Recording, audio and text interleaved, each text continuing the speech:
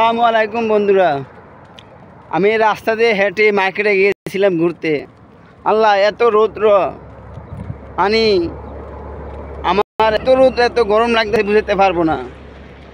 আসলে আমাদের বাংলাদেশে এত গণবসতি, এত কোটি কোটি মানুষ বসবাস, কিন্তু রৌদ্র এত বেশি নাই ভাই। আমরা মাঠে খেতে জমিনে কত মাস কাজ করে, কিন্তু এত রৌদ্র নাই। আমাদের বাংলাদেশ আল্লাহ নিয়ামত, আল্লাহ রহমত দিয়েছেন, বিশ্বাস করতে হবে। কিন্তু এ পাশে আমি হাঁটতেছি রাস্তা দিয়া, কিন্তু এ প্রবাসীরা ঘর থেকে বার হইয়া গাড়িতে উঠে, গাড়ি থেকে আবার বাসার ভিতরে চলে যায়, কেউ হাঁটে না।